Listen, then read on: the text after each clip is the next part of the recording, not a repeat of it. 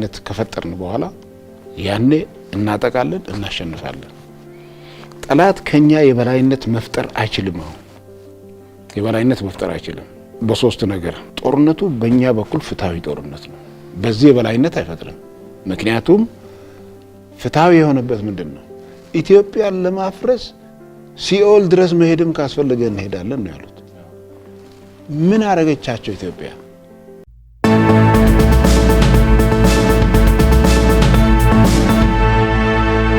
የዛሬው የወቅታዊ ፕሮግራም ዝግጅታችን አሁን እየተደረገ ባለው የመከላከያ ሰራዊታችን የህግ ማስከበር ዘመቻና ተያያዥ ጉዳዮች ላይ በተለይ ደግሞ በግንባር ያሉ ክስተቶችንና አጠቃላይ የአሸባሪውንና ጁንታ የተሰኘውን ኃይል ባህሪ የምናይበት ፕሮግራም ነው ዛሬ ይዤላችሁ የቀረብኩት እንግዳዬ ደግሞ ሌተናል ጀነራል ባጫ ደበሌ በኢፌዴሪ መከላከያ ሚኒስቴር የመከላከያ ሰራዊት ግንባታ ስራዎች ዋና አስተባባሪ ናቸው የምንገኘው ደግሞ በጽህፈት ቤታቸው ነው እንኳን ደህና ቆዩን በተመልካቾቻችን ስም አመሰግናለሁ ጥሪያችንን ወይም ደግሞ ጥያቄያችንን ተቀብለው እዚህ ድረስ ስለጋበዙ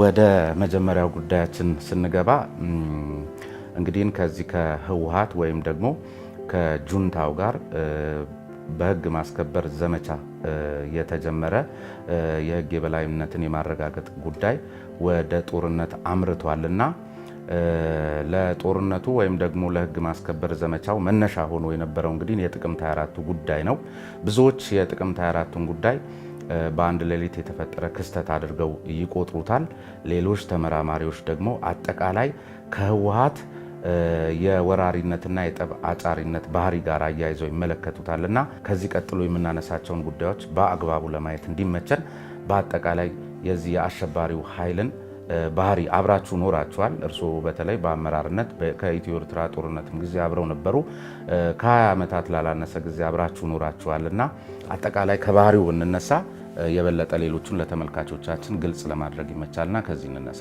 በአንድ ቀን ሌሊት የተፈጠረ ጉዳይ አይደለም የጥቅምት 24ቱን ጉዳይ ለማየት ወደ ኋላ ብሎ አንዳንድ ነገሮችን ማየት ይጠይቃል እነዚህ የሚታዩ ነገሮች ምንድናቸው በኢትዮጵያ ህገ መንግስት ላይ የራስን እድል በራስ መወሰን እስከ መገንጠል የሚል ነገር አለ ይሄ በዚህ በህገ መንግስቱ ውስጥ የገባው ህገ መንግስቱ ሲቀረጽ ተፈጥሮ የመጣ ሐሳብ ሳይሆን ገና ብርሃ ቲፒኤልኤፍም ሌሎችም ድርጅቶች ብርሃ በነበሩበት ሰዓት የነበረ አስተሳሰብ ነው ስለዚህ ቲፒኤልኤፍ ኢትዮጵያን በሚያስተዳድርበት ጊዜ የሰጎን ዘፈን እየዘፈነ ነው የነበረው የሰጎን ዘፈን የተለየ ነው የሰጎን ዘፈን አንድ እግር ውስጥ አንድ እግር ውጪ አድርጋ ነው ዘፈነው እና የሰጎኖች ዘፈን ተፈጠረና ሰጎን እንዴት ነው ዘፈኑ ብላ ስትጠየቅ አላየህም እንደ አንድ እግር ውስጥ አንድ እግር ውጪ አድርጌ ነው የዘፈንኩትና በጣም ጥሩ ነበር ታለች ስለዚህ ሰላም ሆነና ከዛ በሚቀጥለው ዘፈን እንደዚሁ ተጀመረና ሲዘፍኑ ረብሻ ይፈጠራል ረብሻ ሲፈጠር ዝሆን እዛ ውስጥ ያለው እግሯን ታነሳና ሌሎቹ ሲያልቁ እሷ ታመልጣለችና ሰጎን እንዴት ነው ዘፈኑ ተብላ ስትጠየቅ አላየህም እንደ አንድ እግር ውጪ አንድ እግር ውስጥ አድርጌ ሲዘፍን ነበርና ረብሻው ሲነሳ የውስጡን አንስቼ ወጣሁኝ ብላለች ቲፒኤልኤፍ እንደዚህ ነው የነበረው በመጀመሪያ ኢትዮጵያን ሲያስተዳድር ስለ ኢትዮጵያ ለነገሩ ኢትዮጵያ የሚል ቃል መናገር አይፈልጉም ግን ኢትዮጵያን ሲያስተዳድሩ አብሮ መኖር ነው አብሮ ሲኖሩ ግን ይሄ አሁን የተፈጠረው ነገር ቢፈጠር ምን ማድረግ አለብን በሚል ዝግጅት ላይ ነው የነበሩት አንድ እግራቸው ውጪ ነው አንድ እግራቸው እዚህ ችግር ከተፈጠረ አሁን የፈጠሩትን ነገር ለመፍጠር ዝግጅት አድርገዋል አሁን የተፈጠረው ነገር ከቁጥጥራቸው ውጪ ሆኖ ነው እንጂ በኋላ በዝርዝር የምናየው ሰራዊታቸውን ያደራጁበት እና ያንን ጦርነት የከፈቱበት ሁኔታ ከቁጥጥራቸው ውጪ ሆኖ እንጂ እስከዛሬ ድረስ እነሱ አገር ሆኖ ሁሉን ነገር አውጆ ነበር በፊት በሚገባ እየተሰራ የመጣ ነው ማንኛውም የቲፒኤልኤፍ አመራር በተለይም አሁን ወንጀለኞቹ ይሄን ሲሰሩ ነው የኖሩት በስራ ላይ ያለውን በከስራ ውጪ ያለ ስለዚህ አሁን ይሄን ጉዳይ ያፋጠነውና በዚህን ጊዜ እንዲከሰት ያደረገው ቲፒኤልኤፍ በኢትዮጵያ ወጣቶች ጭቆና በዝቶባቸው በቃን ብለው በድንጋይ ጠመንጃን ገጥመው ከስልጣን ስላባረራቸውና ከቲፒኤልኤፍ ይልቅ ለውጥ እንዲመጣ ስላደረገ እነዚህ ይሄ ወጣት ይሄን ስላደረጉ የኢትዮጵያ ወጣቶች ቲፒኤልኤፍ ጠቅሎ ወደ መቀሌ ገባ። አሁን የፖለቲካ አስተሳሰብ ልዩነት ተፈጠረ። በአንድ ሀገር ያለ የፖለቲካ አስተሳሰብ ልዩነት ምንም እንኳን ሁሉ ጊዜ ጦርነት የሚነሳው ከፖለቲካ አስተሳሰብ በጠረጴዛ ዙሪያ ካለመግባባት ቢሆንም በእኛ ሀገር ግን የአብዮታዊ ዲሞክራሲና አሁን በሀገራችን እየተካሄደ ያለው ልዩነት የፖለቲካ ልዩነት ለጦርነት አበቃ። ነገር ግን ቲፒኤልኤፍ ወደዚህ ወደ ጦርነት የገባበት ምክንያት ዋንስ ከስልጣን ተባረዋል። ከስልጣን ከተባረረ ቲፒኤልኤፍ ከስልጣን ውጪ ኢትዮጵያን ከመግዛት ውጪ ሌሎች ኢትዮጵያን እየገዙ ትግራይ የኢትዮጵያ አካል ሆና እንድትቀጥል አይፈልጉም። ይሄ ተፈጥሯቸው ነው፣ በጭንቅላታቸው ያለ ነው፣ አብሮ ያደጉ ነው። ምክንያቱም ድሮንም እንደዚህ አይነት አስተሳሰብ ያላቸው ሰዎች በሴራ እያጠፉ መጥተዋልና። ጥቅምት 24 ቀን የተፈጠረው ነገር እነሱ ለ2 እና ለ3 ዓመት ሰራዊት አደራጁ። አንደኛ በእነሱ በኩል ልዩ ኃይል የሚባለውን በሚገባ አደራጁ። በሚገባ ሲባል እነሱ የሚፈልጉትን ጦርነት ያደርግልናል ብሎ አንድ ዝግጅታቸው ለዚህ ትግራይን እንደ አገር ለመገንባት የሚያስችላቸው ወታደራዊ ዝግጅት ስልጣን ከለቀቁ በኋላ ነው የተጀመረው። እነሱ የያዙት የፖለቲካ አይዲዮሎጂ አለ፣ ሌላው የያዘው የፖለቲካ አይዲዮሎጂ አለ። ይሄ አይዲዮሎጂ በሰላማዊ መንገድ መንሸራሸር እየቻለ እነሱ በዚህ መንገድ ስላልሆኑ ወደ ወታደራዊ ዝግጅት ነው የገቡት። ወታደራዊ ዝግጅት ሲገቡ በእነሱ በኩል በመቶ ሺዎች የሚቆጠሩ የልዩ ኃይል አደራጁ። በሌላ መንገድ ደግሞ የኢትዮጵያ ሪዘርቭ የሚባል አሙኒሽን፣ ተተኳሽ ጥይት፣ የሁሉም አይነት መሳሪያዎች ጥይት ያለው ትግራይ ነው በሙሉ። ይሄ ወደ ትግራይ የተጓጓዘው ደግሞ ሻዕቢያ ይወረናል በሚል ነው። በጣም የሚገርምህና ምን ያክል ሁሉም ለዚህ ጉዳይ እንደሚሰራ የሚያሳይ እኛ መከላከያ የታጠቀው የረጅም ርቀት የሚባል መካከለኛ ርቀት የሚባልና የአጭር ርቀት ሚሳይሎች ነበሩ። ይሄ ባህር ዳርና ጎንደርን ሲመቱበት የነበረ አስመራን ሲመቱበት የነበረ ማለት ነው።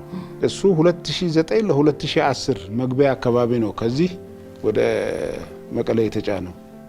መቀሌ እንዲጫን የሚያደርግ ምንም ምክንያት የለም፣ ምንም ምክንያት አልነበረም። በኤርትራ በኩልም ምንም አይነት ሌላ ጦርነትን የመቀስቀስ ፍላጎት አልነበረም። ነገር ግን ዝግጅት ነውና አንዱ ለነሱ ስትራቴጂክ የሆነ በፈለጉበት ሰዓት በተኩስም በመሳሪያም በሰራዊት ኃይልም የበላይነት ለመፍጠር አንዱ እንዲህ ነው የተደረገው። ሌላው ሶስተኛው የኛ ተተኳሽ እዛ ነው፣ ይሄ ሚሳኤሉም እዛ ሄደዋል። ሌሎች ኃይል ለማውጣትም እንዳይወጣ ነው የተደረገው። ኃይል እንዳይወጣ የተደረገው ምክንያቱ ሻዕቢያ ይወረዳል ነው፣ ግን አይደለም። ህፃናትን መንገድ ላይ ያስተኙ ማንኛውም መሳሪያ እንዳይወጣ ነው ያደረጉት። ማንኛውም መሳሪያ እንዳይወጣ ያደረጉበት ምክንያት ምንድነው? ይሄንን መሳሪያ የራሳችን ትጥቅ እናደርጋለን ብሎ ወስነዋል። አስቀድሞ አስበውበት ያደረጉት ነገር ነው። በጣም የሚገርመው ነገር የምንድነው የምትለው የጥይት ዲፖዎችን በእኛ ሰራዊት አይጠበቅም ነበር። ዲፖ የሚጠበቀው በሚሊሻ ነው። ሚሊሻ በአሁ ሰላማዊ በሆነበት ሰዓት ስራ መፍጠር ነው ተብሎ በሚሊሻ ነው የሚጠበቀው። ስለዚህ ይሄ ሰራዊት እንዳይወጣ አድርገው በሙሉ መሳሪያውን የራሳቸው አድርገዋል ማለት ነው። ሶስተኛው ይሄ ነው። አራተኛው በሙሉ የታጠቁት ከዚህ ነው። ክላሽኑ ከዚህ ነው፣ አርፒጂው ከዚህ ነው፣ መትረየሱ ከዚህ ነው፣ ዶሽቃው ከዚህ ነው፣ ሬዲዮ ከዚህ ነው። ሁሉም ነገር ከዚህ ግምጃ ቤት ነው የታጠቁት። መታጠቅ ብቻ አይደለም፣ ይሄንን ግምጃ ቤት ከዚህ ያለውን መሳሪያ ተተኳሽ፣ ሌሎችም ነገሮችን አውጥተው ሌላ ግምጃ ቤት ፈጥረው ተንቤን አካባቢ ተራራ ቆፍረው ወደዛ ማዛወሩታል። በኋላ ያገኘ ነው ማለት ነው። በመቶዎች የሚቆጠሩ ተሽከርካሪዎች ያወጡት በሙሉ ተተኳሾቹ ማለት ነው። ይሄ ተደርጓል። ይሄን የሚያደርገው ባይዘው እኔ የምነግርህ ያለሁት የቲፒኤልኤፍ ፖለቲካ አመራሩ ብቻ አይደለም። የትግራይ ተወላጅ የሆኑ በመከላከያ ውስጥ ያሉ አብዛኛው ደህና ሰዎች የሉም ለማለት አይደለም። አብዛኛው ይሄን ሲሰሩ የነበሩት። አራተኛው ነገር ይሄ ነው። መሳሪያውን ከዛው ነው የታጠቁት። አምስተኛው ማነስ ያለው መከላከያን ማዳከም ነው። መከላከያን በምን አይነት መንገድ ነው የሚያዳክሙት? አንደኛ የመከላከያ ሰራዊት አባላት መኮንኖች 10 ዓመት አገልግሎት ውል ይፈራረማሉ ከመከላከያ ጋር። ከዛ በታች ያሉት ደግሞ ባለሌላ ማዕረግ የ7 ዓመት ስምምነት አለ ከመከላከያ ጋር ውል ይገባሉ። በ2009 እና በ2010 ይደረጉ የነበሩ ነገሮች በጣም የሚገርሙ ናቸው። እነዚህ 7 ዓመት እና 10 ዓመት ያልሞላቸው ብዙ ጊዜ እነዚህን 7 ዓመት ሲሞላው ሄዶ ወደ ቤት አትለው በተቻለ መጠን በሁለቱ ስምምነት እንትኑ ምንድነው ውሉ እንዲቀጥልና 7 ዓመት እንደገና ሁለተኛ 7 ዓመት እንዲያገለግል ይደረጋል። ብዙዎቹ ደግሞ ያገለግላሉ። ነገር ግን የተደረገው ምንድነው 7 ዓመት የሞላችሁ አሁን አገሪቷ ሰላም ስለሆነች ወደ ቤታችሁ መሄድ ትችላላችሁ ተብሎ የሰራዊቱ የጀርባ አጥንት የሆነውን የባለሌላ ማዕረግ ይሄ 10 አለቃ 50 አለቃ ምክትል 10 አለቃ የመሳሰሉት ማለት ነው በየደረጃው ያለው እነዚህን ትቶ ወደ ቤታቸው እንዲሄዱ ነው ያደረጉት። የብቃት ያለው ባለሌላ ማዕረግ የሌለው ሰራዊት የጀርባ አጥንት ለሌለው ሰው ነው የሚቆጠረው። እሱ ነው ሁሉ ጊዜ የሚያዋጋውም አብሮ የሚሆነውም ሁሉንም ነገር የሚያደርገው። ስለዚህ አንዱ ሰራዊቱን የሚያዳክሙበት መንገድ አባላቱን በዚህ መንገድ ማስወጣት ነው። ሌላው በትጥቁ ማዳከም ነው። አየር ኃይሉን ማዳከም ነው። አየር ኃይሉ ሌላ ስልጠና እንዳያገኝ፣ ሌላ ትጥቅ እንዳይገዛ፣ ሌላ አፕግሬድ እንዳያደርግ። አፕግሬድ ነው የሚያደርገው። አፕግሬድ ኦቨርሆል አይደለም። አፕግሬድ እንዳያደርግ። አፕግሬድ ማለት ምንድነው? አንድን አሁን የሚሰራበት አንድ አይሮፕላን አሁን የሚሰራበት ካፓሲቲ ያለው ችሎታ ከዛ በላይ ሌላ መጨመር ማለት ነው። እነዚህ ሁሉ እንዳይደረጉ ስልጠና እንዳይደረግ ከፍተኛ ስራዎችን ሰሩ። ይሄንን ካደረጉ በኋላ የራሳቸውን አባላት በሰራዊት ውስጥ ደግሞ ከላይ ከጀነራል ጀምሮ እስከ ታች ድረስ አደራጁ። ምክንያቱም አብዛኛው አመራር ቦታ ይዞ የነበረው የነሱ አባላት ናቸው። የመከላከያ ካውንስል ትንሽ ሰዎች ናቸው ያሉበት እንጂ እኮ ቋንቋውም ትግርኛ ነው የነበረው። አብዛኛው የሚግባባበት ቋንቋ እሱ ስለሆነ ማለት ነው። ትግርኛ ቋንቋን በመከላከያ ውስጥ የማይነገር ሆኖ አይደለም። ግን ምን ያክል ነገሩ ለዚህ አሁን ለተፈጠረው ነገር ዝግጅት እንዳለው ላሳይ ፈልጌ ነው። ከዚህ በኋላ እነዚህ ነገሮች ከተደረጉ በኋላ የውጊያዋ ያቺ የመጨረሻዋ ተኩስ ስትከፈት የሷ ትሪገር ምንድነው? የገፋው ምንድነው? የመጨረሻው ላይ ደርሰዋል። አሁን ቅድም ያልኩ አምስቱን ነገር አድርገዋል። እሱን አረጋግጠዋል። ታጥቀዋል ስልህ ስልጠናውን ጨርሰዋል። የሚታጠቁት ካጠቁ በኋላ አስፈትተው ነው የሚታጠቁት። ፕላናቸው ይሄ ነው። ስለዚህ ይሄን ካደረጉ በኋላ የጥቅምት 24ቱ መጀመር አለበት። ለሱ ደግሞ ምክንያት ብለው ያስቀመጡት ነገር ምንድነው? ነገር ፈለጉ። ያ ነገር ያቺን ትሪገር ለመፈለግ ነገር ፈለጉ። ነገር ሲፈልጉ ምንድነው? ከመስከረም 30 በኋላ መንግስት የለም የሚል ነገር አመጡ። ኮቪድ አለ፣ ምርጫ ተራዘመ። ምርጫ ሲራዘም እነሱ ምርጫ አደረጉ። ምርጫ ካደረጉ በኋላ ህጋዊ መንግስት እናሉ። በኢትዮጵያ ውስጥ ደግሞ ህጋዊ መንግስት የለም። therefore ከመስከረም 30 በኋላ መንግስት የለም የሚል ነገር አመጡ። ከዛ በኋላ መንግስት የለም ብቻ ላይ አልቆሙ። 6-7 እንትን የሆኑ ያቋም መግለጫዎችን ገለጹ። በሰራዊት ውስጥ የሚደረጉትን ማንኛቸውንም ለውጥ አንቀበልም ነው አንዱ። ሌሎቹ ፖለቲካ ናቸው፣ እሱን ትቼ በሰራዊት ውስጥ ማንኛውንም አይነት ለውጥ አልቀበልም ነው። መንግስት በፓርላማ የዚህ የምርጫውን ከተራዘመ በኋላ መንግስትም እንደዚሁ የትግራይ ክልል መንግስትን ጨምሮ ማራዘሙ ከተደረገ በኋላ የሆነው ነገር ምንድነው? የመከላከያ ሰራዊት አደረጃጀት ላይ ተጨማሪ የሆኑ ነገሮች መጡ። እነዛን ተጨማሪ ሆኑ ለምሳሌ የሰሜን ምዕራብስ የሚባል ነገር ተፈጠረ። ይሄንን የሱዳንን አካባቢ የሚመለከት እሱ ሲፈጠር እሱን አንቀበልም ማለት መጣ። አንድን አዛዥ ከአንድ ቦታ ወደ ሌላ ቦታ ማዛወር የሚባል ነገር በፍጹም የማይሆን ሆኖ ተገኘ። ለምሳሌ የሰሜን እዝ አዛዥ በሌላ ጀነራል በላይ በሚተካበት ጊዜ ምክትሉም በዚህ በጀነራል ጀማል በሚተካበት ጊዜ አናስገባም አሉ። አሁን ይሄ እንግዲህ ተመልከት፣ አንደኛ ከአንድ ክልልን ከሚያስተዳድር የፖለቲካ ፓርቲ ስልጣንና ኃላፊነት በላይ ሆነ። አሁን ይሄ እንደ መንግስት ራስን ማየት ተጀመረ። ከዛ በኋላ ይሄን በሚያደርግበት ጊዜ መንግስት ስቲል ትዕግስቱ እንደቀጠለ ነው የነበረው። ይሄን ካደረጉ በኋላ አንዳንድ አካባቢዎች ሰራዊቱ እዚህ አካባቢ የነበረ ሰራዊት አንዱ ሰራዊቱን ማዳከሚያ ቅድም 5ኛ ላይ ማስገባት የነበረብኝ ምንድነው ሁሉም የሰራዊት አባላት እነሱ በለኮሱት የብሔር ብሔረሰብ ግጭት እዛ የእስላም መስጊድ ይቃጠላል፣ እዚህ የክርስቲያን ቤተክርስቲያን ይቃጠላል፣ በዚህ ረብሻ ይነሳል። ይሄ ረብሻ ለማቋቋም ለማድረግ ለመቆጣጠር ሰራዊት ይላካል። በዛ ሸኔ ይነሳል፣ በዚህ የሆነ የቅማንት ይነሳል፣ በዚህ ደግሞ ሌላ ይነሳል። በሙሉ በፈጠሩት ረብሻ ላይ ሰራዊቱ ተበትኗል። ይሄ የተበተነ ሰራዊት ተሰባስቦ የውጊያ ስልቶችን ካልተለማመደ በስተቀር በውጊያ ላይ ተሰልፎ ድል ሊያመጣ አይችልም።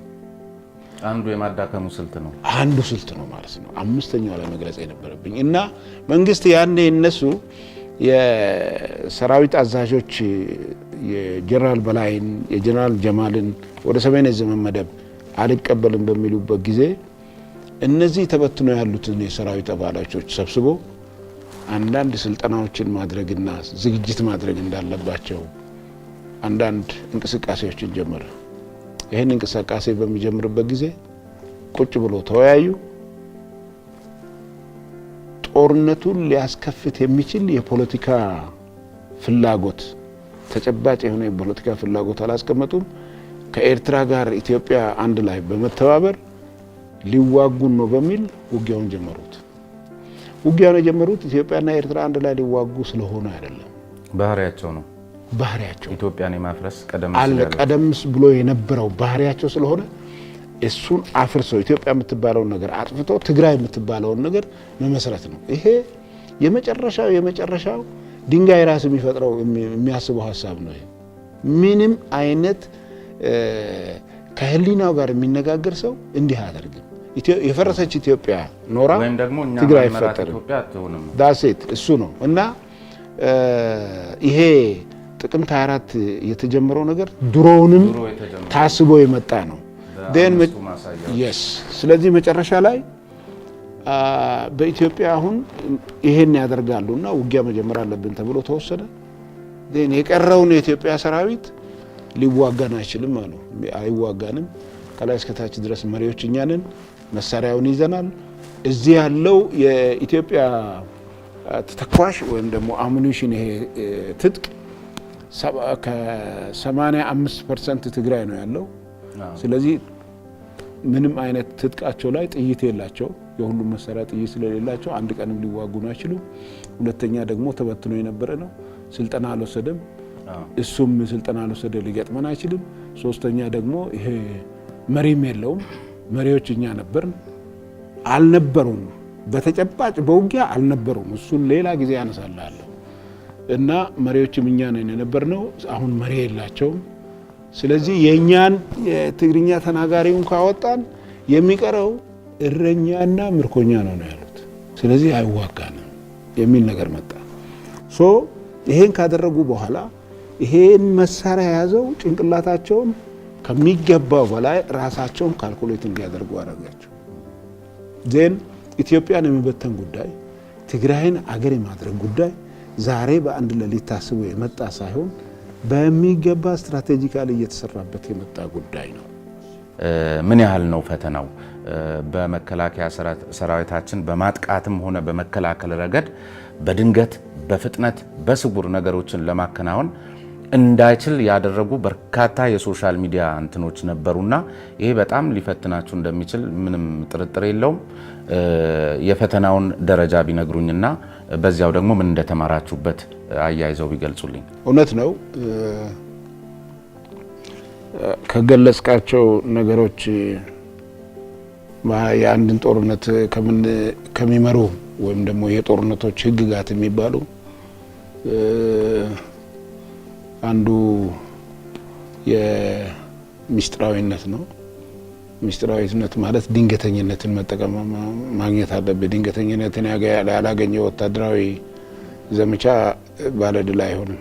ባለድል ቢሆንም በመጨፋጨፍ የሚመጣ ነው። ስለዚህ ድንገተኝነትን ማግኘት አለብህ። ይሄን ለማድረግ ሚስጥር መጠበቅ አለብህ። አሁን በ21ኛው ክፍለ ዘመን የሰራዊትን እንቅስቃሴ የያዝካቸው መሳሪያዎች ምን እንደሆኑ መደበቅ በጣም አስቸጋሪ ናቸው። ይሄ ከሌሎች ሶሻል ሚዲያዎችም ከጠላትም ከራስህም ነው የሚገጥም። ጠላት በእነዚህ የሶሻል ሚዲያ እንትኖች አሉ፣ ሞኒተሮች አሉ። በእነዚህ ሞኒተር የሰራዊቱን እንቅስቃሴ ይከታተላል። ከፍ ሲል ደግሞ ሳተላይት ካለውም በሳተላይት የት እንዳለ ያያል። ካልሆነ ደግሞ በትንሹ በእነዚህ ማን ነው፣ የት ነው ያሉት፣ ስንት ናቸው፣ መቼ ምን ሊያደርጉ ነው የሚል ነገር ለማግኘት ይጥራል። ሁለተኛው ደግሞ ከራሳችን ውስጥ እንዲሁ ከሰራዊታችን በሶሻል ሚዲያ አንዳንድ ነገሮችን ፐብሊሽድ የሚያደርጉ ወይም ደግሞ የሚገልጹ ወታደሮች ይኖራሉ፣ ኦፊሰሮች ይኖራሉ። እነዚህ ሁሉ መረጃ ናቸው። እነዚህ ለጠላት እነሱ ብቻ ሳይሆኑ አሁን ለመከላከያ ሰራዊታችን በእነሱ መንገድ በክፋት ላይሆን ይችላል፣ ግን በርካቶቹ መከላከያ ሰራዊታችንን የደገፉ ወይም ደግሞ በድል መንበሽበሻቸውን እንደ አንድ ፕሮፓጋንዳ ለመጠቀም ሊሆን ይችላል። በተለያየ መልኩ ደጋፊ መስለው በተለይ ከውስጥ ያሉት ላይ ፎከስ አድርገው መገሰጽም ካሉበት ወደፊትም ትክክል ነው።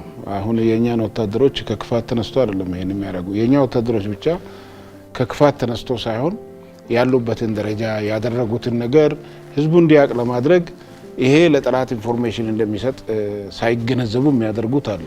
ሁለተኛው ነገር ይሄ ነው። ሶስተኛው የሰራዊቱ ደጋፊ ብሎገሮች፣ ዩቲዩበሮች፣ ዩቲዩብ ላይ የሚሰሩ በተለያየ የሶሻል ሚዲያ ላይ የሚሰሩ የሰራዊቱ ደጋፊዎች እንደዚሁ ማን የት እንዳለ እነማን የት ቦታ እንደተሰለፉ ምን እንደተደረገ ምናምን እነዚህ አይነት ነገሮችን ይገልጻሉ። ይሄ ግን ለጠላት ኢንፎርሜሽን ነው የሚሆነው። ስለዚህ ይሄ ከፍተኛ ፈተና ነው። ይሄን ማለፍ የሚቻለው ይሄን አቁሙ ማለት አትችልም፣ ማስቆም አትችልም። እንደገና ደግሞ ከውስጥ ያለውንም የሰራዊቱን አንዳንድ እርምጃዎች ይወሰዳሉ። ለምሳሌ ያክል አብዛኛው ቦታዎች አሁን ስማርትፎን የለም። ይሄ ስማርትፎን ሰራዊቱ እየተጠቀመበት አይደለም። ከዛ በተረፈ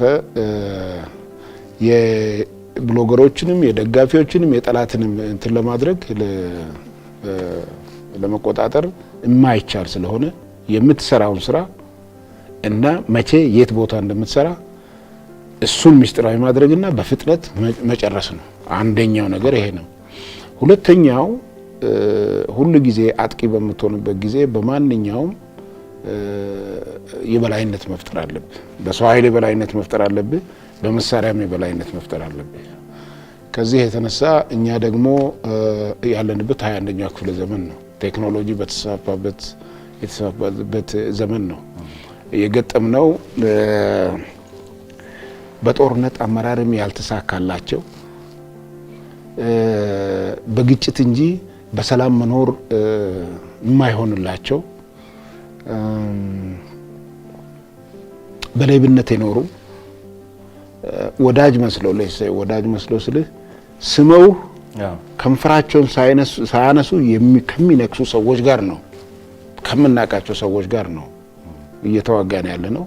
ስለዚህ ያን ሳይኮሎጂ በመጠቀምና በተለይም የምንጠቀምበትን መሳሪያ ከነሱ የበላይነት በማድረግ በፈጠነ መንገድ ጠላትን ማሸነፍ ነው። በዚህ ነው የምንሄደው።